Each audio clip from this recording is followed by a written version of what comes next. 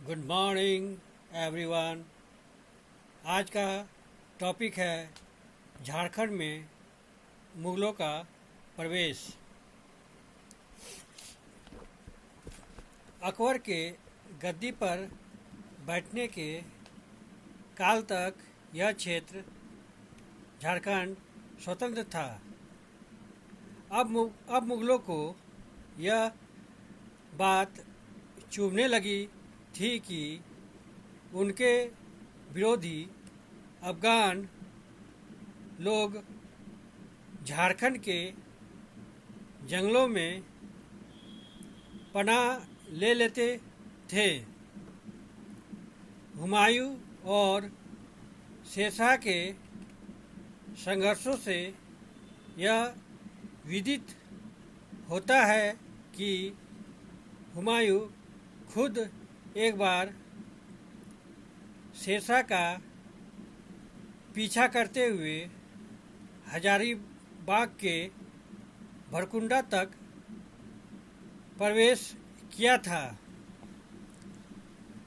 अकबर के शासनकाल में गाजी और हाजी बंधु जुनैद तथा बयाजीद नामक अफगान विरोधी झारखंड के जंगलों में रहते थे।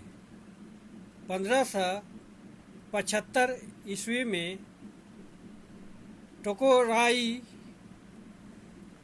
के युद्ध के बाद जुनैद नामक व्यक्ति झारखंड के रास्ते ही बिहार में प्रवेश का प्रयास कर रहा था। मुगल सैनिकों ने जब मुकाबला किया तो पुनः वह झारखंड की जंगलों में प्रवेश कर गया। रामपुर की पहाड़ियों, ये रामपुर की पहाड़ी हजारीबाग में है, उसे पराजित किया गया। 1575 ईस्वी तक अकबर के प्रयास सभी विरोधी जो झारखंड क्षेत्र में रहते थे पराजित हो चुके थे। इस समय विभिन्न वंश झारखंड के अलग अलग क्षेत्रों में शासन करते थे। पहला जो वंश है वो है नाग वंश। ये नाग वंश कोकरार क्षेत्र में ये इनका शासन था। दूसरा चेर वंश, इनका शासन पलामू क्षेत्र में। तीसरा सिभूम, इनका जो क्षेत्र था वो सिभूम क्षेत्र में था। चौथा रामगढ़ राजा, इनका जो क्षेत्र था वो था हजारीबाग क्षेत्र। पांचवा पंचेत राजा, इनका जो क्षेत्र था वो था धनबाद झरिया वाला जो इलाका है। छठा खड़गडिहा राज्य, इसका जो क्षेत्र था वो वर्तमान में गिरिडीह का क्षेत्र था। अकबर के काल में मुगलों का ध्यान झारखंड की ओर आ गया था, क्योंकि कुछ मुगल सैनिकों को कोयल नदी से हीरा मिला था। इसकी जानकारी लोगों को हो चुकी थी। इस प्रकार मुगलों का इस क्षेत्र में आक्रमण या प्रवेश का दो महत्वपूर्ण कारण रहे थे। प्रथम, अपने अफगान विरोधियों से लड़ना। दूसरा, इस क्षेत्र से हीरा प्राप्त करना। अकबर के शासनकाल के 30वें वर्ष यानी 1585 ईस्वी के आसपास एक शाही फौज की टुकड़ी कोकरा क्षेत्र में आगे बढ़ी एवं ये टुकड़ी नागवंशीय राजाओं को काफ़ी परेशान किया था। इस वंश के राजा ने अंततः यह स्वीकार किया कि वह अब से अकबर को मालगुजारी देंगे। नागवंश राजाओं के इस स्थिति का प्रभाव रामगढ़ राजाओं पर भी पड़ा, क्योंकि वो भी मुगलों को कर नहीं देते थे। अब ऐसा लगने लगा कि झारखंड की स्वतंत्रता एवं नागवंशी की एकाधिपत्य समाप्त होने वाला है। इसी तरह सिंहभूम के पोराहाट राजा भी चिंतित होने लगे थे। 1592 ईस्वी में मानसिंह का उड़ीसा अभियान सिंहभूम क्षेत्र से होकर आगे बढ़ा था। संथाल परगना क्षेत्र में अकबर के समय ही खान ने जहां टोडरमल ने तेलियागढ़ी क्षेत्र पर कब्जा किया था, मानसिंह ने बंगाल विजय के बाद अपनी राजधानी राजमहल को बनाया था और इस परकोटे और महल वाले नगर का नाम अकबर नगर रखा था। 1589 ईस्वी में मानसिंह ने 4 वर्षों के निरंतर संघर्ष के बाद चेरों पर अधिकार कर लिया था।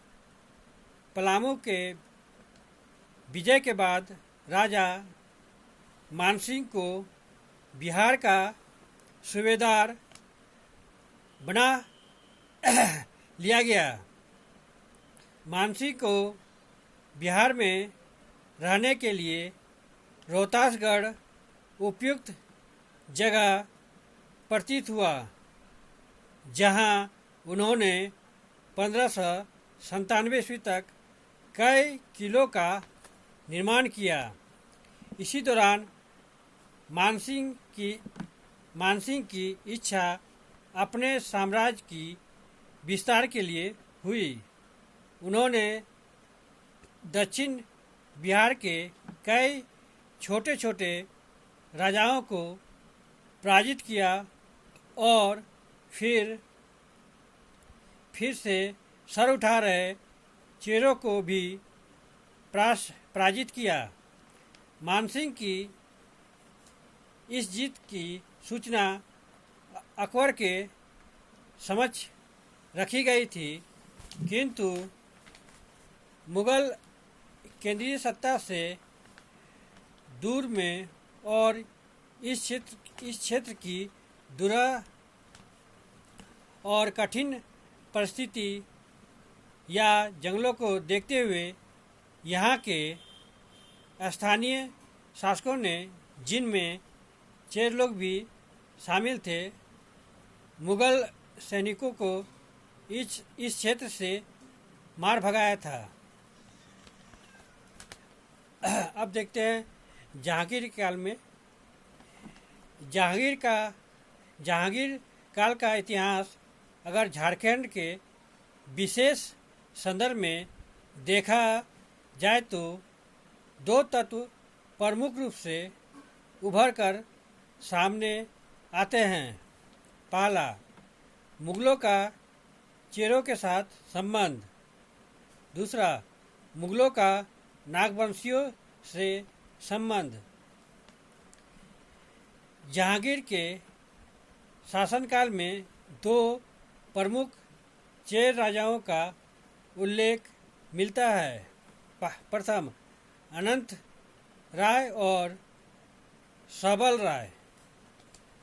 कहा जाता है कि सबल राय ने उस समय कहे जाने वाले सड़क ए आजम, जिसको आजकल हम लोग जीटी रोड के नाम से जानते हैं, उस समय सड़क आजम कहा जाता था, पर मुग़ल काफिलों को लूटना शुरू कर दिया था, जिससे न केवल मुग़ल बल्कि इस क्षेत्र से गुजरने वाले बंगाल के प्रमुख व्यापारी भी काफ़ी आतंकित रहने लगे थे। जब इस बात की खबर जहांगीर को लगी तो उसने सहबल राय को बंदी बनाकर दिल्ली लाने का हुक्म जारी कर दिया। बाद में उसे बंदी बनाकर दिल्ली ले जाया गया, जहां उसकी मृत्यु हो गई। उसकी मृत्यु की खबर सुनकर चेर लोग काफ़ी उग्र हो गए और मुग़लों के सीमावर्ती क्षेत्रों को लूटना शुरू कर दिया। अतः यह कहा जा सकता है कि जहांगीर के समय में मुग़लों एवं चेरों का संबंध अच्छा नहीं था। जहांगीर के काल में नागवंशियों के साथ इनका संबंध भी काफ़ी महत्वपूर्ण रहा। हालांकि विभिन्न इतिहासकारों ने जहांगीर के काल में नागवंशीय राजाओं के नाम का अलग अलग उल्लेख किया है, किंतु जहांगीरनामा में जहांगीर ने नागवंशीय शासक दुर्जन साल का उल्लेख किया है। प्राचीन काल के कुछ ग्रंथ जैसे टालमी का पुस्तक ज्योग्राफिया में झारखंड में एक नदी को एडमास कहा गया है, जो संभवतः वर्तमान का शंख नदी है, जहाँ हीरे पाए जाते थे। उसी तरह से कौटिल्य के अर्थशास्त्र में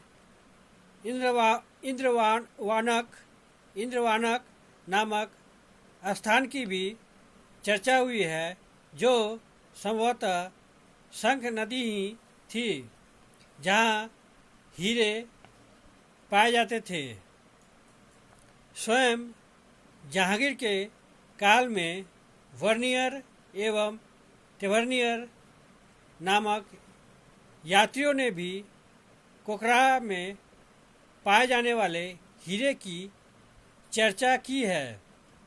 हालांकि उन्होंने सौमेलपुर नामक स्थान की चर्चा की है, जहाँ की पुष्टि जहांगीर की आत्मकथा से होती है, अर्थात जहांगीर की गद्दी में बैठने से पहले से ही उसे इस क्षेत्र में पाए जाने वाले हीरे के क्षेत्र में जानकारी थी। इसलिए गद्दी में बैठने के बाद सर्वप्रथम जफर खां को आदेश दिया कि हीरे की खानों पर कब्जा किया जाए। बाद में ऐसा आदेश इस्लाम खां को भी दिया गया, किंतु बाद के सूबेदार इब्राहिम खान ने बिना जहांगीर की अनुमति से ही इस क्षेत्र में धावा बोल दिया। वह यहाँ से न केवल हीरे प्राप्त करना चाहता था, बल्कि हीरे को अपने कब्जों में रखना चाहता था। इस आक्रमण से घबराकर दुर्जन साल पूर्व की भांति ही हीरे और हाथी देकर संतुष्ट हो जाना चाहता था, किंतु इब्राहिम खान ने उसके परिवार को रिहा कर दिया, किंतु दुर्जनशाल को पकड़कर ग्वालियर के किले में कैद कर लिया। संभवतः यह घटना 1628 ईस्वी के आसपास घटी थी।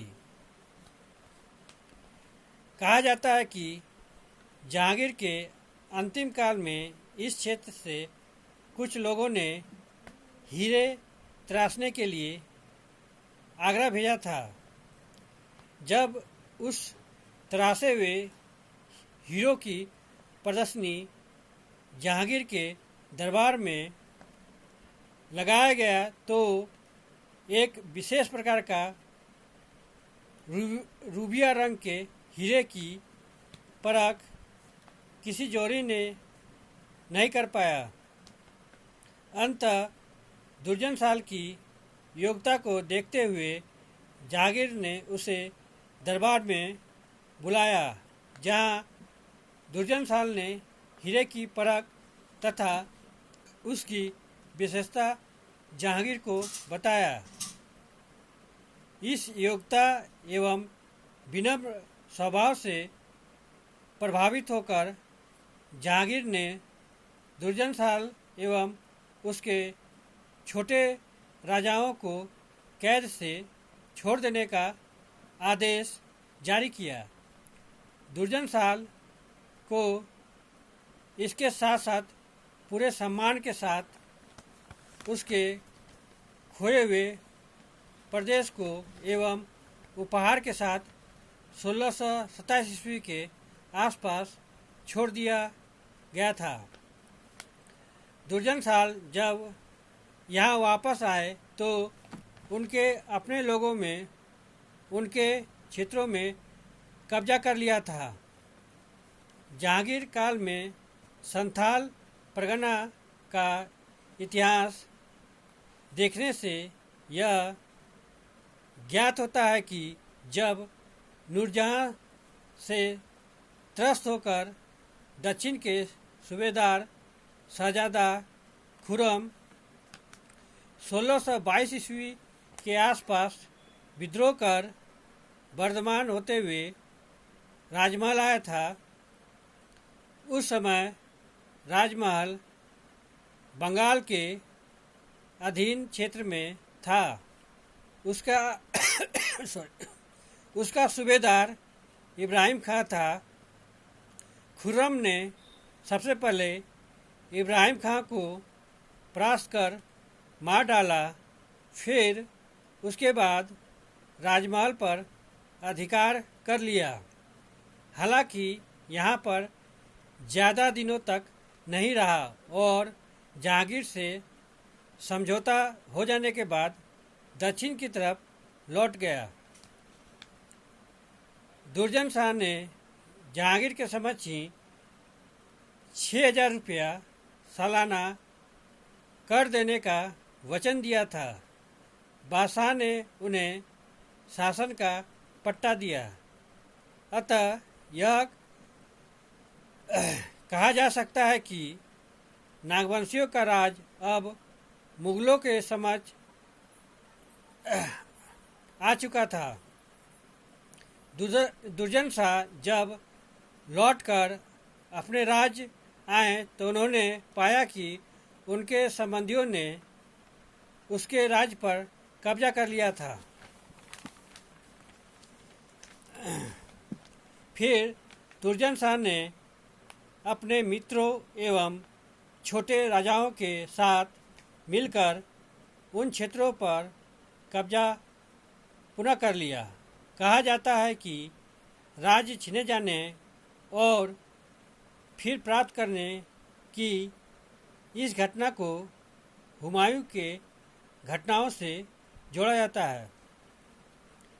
जहांगीर के बाद शाहजहां के काल से मुगलों की पकड़ झारखंड क्षेत्र में मजबूत होने लगी थी। इनकी रुचि नागवंशीय राज एवं पलामू राज पर थी। दुर्जनशाह ने अपनी सुरक्षा के लिए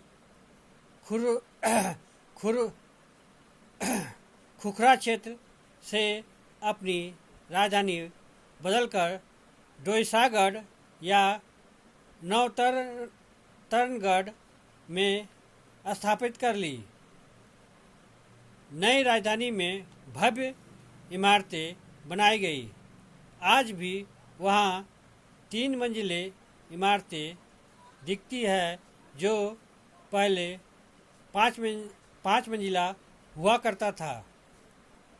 सुरक्षा की दृष्टि से महल के चारों ओर चौड़ी खाई बनाई गई जिसमें जल भरा रहता था। दुर्जन शाह इस महल के बाद काफ़ी कम समय तक रह सके और उनका देहांत 1640 ईस्वी के आसपास हो गया।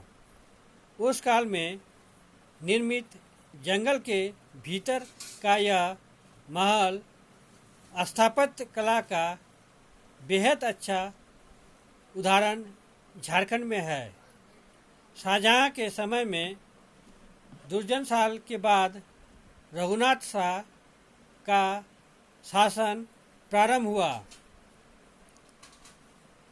टेवरियर के वर्णन में उल्लेख किया गया है कि शाहजहां ने भी रघुनाथ शाह को कर देने के लिए वायदा किया था और दबाव डालने के लिए एक सैन्य टुकड़ी भी भेजी थी, जिसके कारण उसकी मांगें माननी पड़ी। इन्हीं शब्दों के साथ मैं अपने टॉपिक को यहीं विराम देता हूँ। अगर आप लोग को इस टॉपिक से संबंधित कोई भी प्रश्न पूछना हो तो आप कमेंट बॉक्स में जाके अपना प्रश्न पूछ सकते हैं। Thank you. जय हिंद।